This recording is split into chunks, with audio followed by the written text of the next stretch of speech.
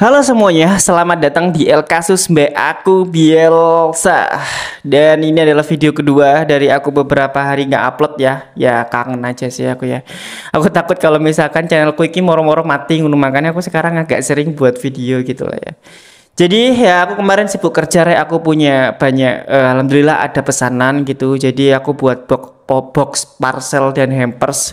Ya kalian tahu kan kalau misalkan mendekati hari raya itu pasti banyak yang butuh hampers atau parcel. Tapi itu nggak penting. Jadi buat kalian yang baru datang jangan lupa subscribe dan tekan tombol loncengnya, biar kalian nggak ketinggalan berita terbaru dari aku. Karena channel ini akan selalu membawakan berita terkini dan mendalam dari seluruh dunia. Anjay.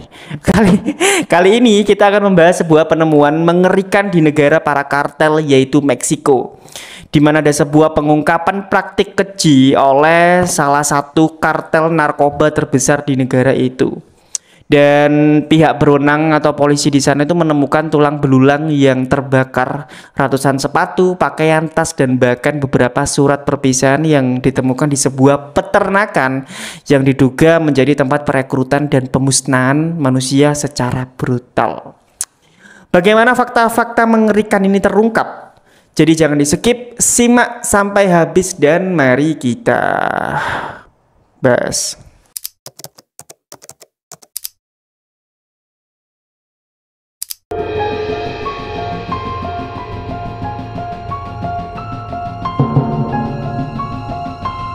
Meksiko cukup lama dikenal sebagai salah satu negara dengan tingkat kekerasan kartel narkoba yang sangat tinggi. Namun temuan terbaru ini membuat dunia semakin sadar akan kebrutalan yang terjadi di sana. Guerreros Buscadores de Jalisco, jenengnya agak susah nemen ya, maaf. Jadi ini tuh adalah sebuah kelompok pencari orang hilang. Kelompok ini tuh menemukan sisa-sisa tulang manusia di sebuah peternakan terpencil di luar Guadalajara. Tepatnya di peternakan Izaguirre, dan lokasi ini terletak di wilayah yang dikenal sebagai basis Jalisco New Generation Cartel atau CJNG, yaitu salah satu kartel narkoba paling kuat di Meksiko. Awalnya, pada September tahun 2024, pihak berwenang itu telah mengamankan tempat ini. Namun mereka tidak menemukan tanda-tanda kejahatan besar di sana. Hanya saja, kelompok aktivis yang melakukan investigasi lebih lanjut itu menemukan sesuatu yang jauh lebih mengerikan. Mereka itu menemukan pakaian, ransel, dan bahkan surat perpisahan yang menyedihkan. Ini tuh menandakan bahwa tempat ini bukan sekedar lokasi pembantaian, tetapi juga tempat di mana para korban tahu mereka tidak akan pernah keluar hidup-hidup. Peternakan ini bukan hanya sekedar tempat pembuangan mayat, tetapi juga diduga digunakan sebagai pusat perekrutan paksa dan pelatihan para anggota baru kartel berbahaya tersebut. Para remaja dan pemuda yang diiming-imingi pekerjaan dengan gaji yang tinggi itu bukannya dipekerjakan tapi malah dijebak, diculik, dan dipaksa menjalani latihan brutal. Barang bukti yang ditemukan di lokasi ini itu semakin menguatkan dugaan tersebut, bahwa para aktivis itu menemukan buku catatan berisi daftar nama panggilan yang kemungkinan ini adalah identitas para rekrutan yang diculik oleh mereka. Selain itu, ada hampir 100 selongsong peluru dan berbagai peralatan perang lainnya ditemukan di sekitar lokasi. Hal ini tentu sangat mengindikasikan bahwa tempat ini juga berfungsi sebagai kamp pelatihan militer bagi anggota baru kartel. Para penyelidik itu menemukan sesuatu yang cukup membuat merinding. Ada penemuan yang paling mengerikan, yaitu adalah sisa-sisa jasad manusia yang telah dibakar hingga nyaris tidak bisa dikenali. Kantor Kejaksaan Agung di Jalisco itu mengkonfirmasi bahwa ada 6 kumpulan tulang di 4 lubang yang ditemukan di lokasi tersebut.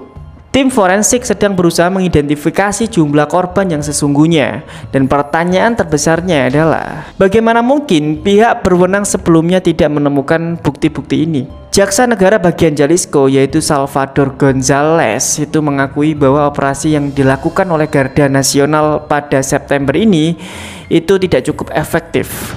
Meskipun mereka itu berhasil menangkap 10 orang dan menyelamatkan 2 korban penculikan.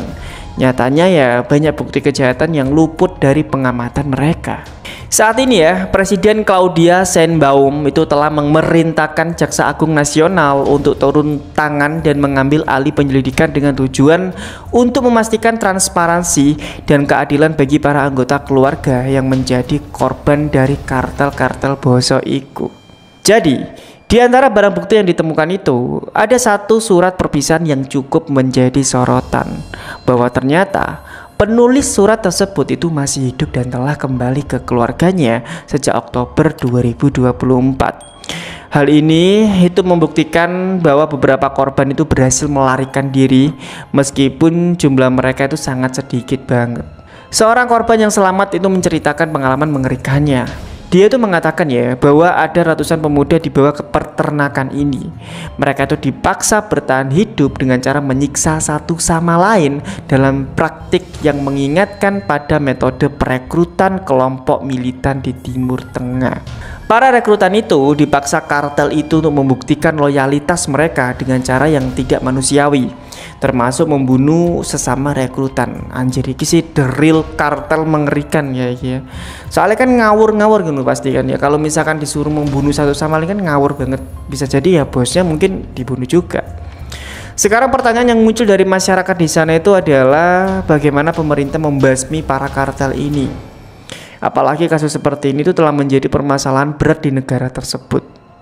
Jadi Gubernur Jalisco Pablo Lemus itu berjanji untuk menangani kasus ini dengan serius dan menegaskan bahwa tidak ada yang akan mencuci tangan dalam kasus ini. Namun banyak yang skeptis dengan ungkapan gubernur tersebut. Jadi dalam 2 dekade terakhir, sudah ada 5 fasilitas serupa yang ditemukan di berbagai negara bagian di Meksiko. Nah, pada tahun 2009 ada pengakuan yang sangat menakutkan, yaitu ada seorang pemimpin kartel bernama Tijuana itu mengaku telah melarutkan 300 jenazah dalam soda kaustik. Dengan lebih dari 110.000 orang yang hilang di Meksiko, di mana 15.000 diantaranya itu berasal dari Jalisco. Banyak yang meragukan pemerintah, apakah pemerintah itu benar-benar mampu mengatasi masalah ini secara tuntas, atau mungkin ini cuma siasat pemerintah untuk menenangkan masyarakatnya aja. Tapi ya sebenarnya mereka juga bermain di belakangnya. Kasus ini membuka mata kita tentang betapa mengerikannya kekuasaan kartel di Meksiko. Ini tuh bukan hanya sekedar perdagangan narkoba, tetapi juga sistem yang mencakup perekrutan paksa, penyiksaan, dan juga pembunuhan massal yang telah berlangsung bertahun-tahun. Ya mungkin sekarang aku mau tanya mungkin aku sekarang mau tanya sama kalian gitu, gimana menurut kalian tentang kartel ini? Apakah pemerintah Meksiko itu benar-benar serius dalam menangani kasus ini? Tulis pendapat kalian di kolom komentar. Dan apakah ya Indonesia juga pernah ada kartel-kartel seperti ini? Mungkin kalian tahu, silahkan kalian komentar aja di bawah ini. Itulah sedikit informasi tentang kartel-kartel yang baru-baru ini menjadi ramai di banyak berita Meksiko. Kalau menurutku sih ya, jika melihat dari kasus-kasus seperti ini, harusnya kita cukup beruntung sih hidup di negara yang aman, damai, dan gak ada kartel-kartel yang membahayakan seperti di Meksiko. Ya kalau misalkan kejahatan ya pasti ada lah ya, karena ini negara besar.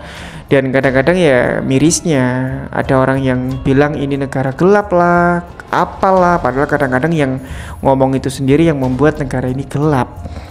Ya ini opiniku ya, kalau misalnya kalian punya opini lain ya terserah, itu terserah kalian bisa bebas beropini gitu aja ya. Mungkin itu aja. Sekali lagi terima kasih buat kalian sudah nonton El Kasus. Terima kasih buat kalian yang nonton video sampai habis. Jangan lupa like untuk share dan subscribe agar tidak ketinggalan berita El Kasus lainnya. Semoga puasanya lancar ya, dan semoga kita semua dijauhkan dari mara bahaya dan tidak terduga. Sekali lagi terima kasih sudah menonton sampai habis. Sampai jumpa lagi di El Kasus.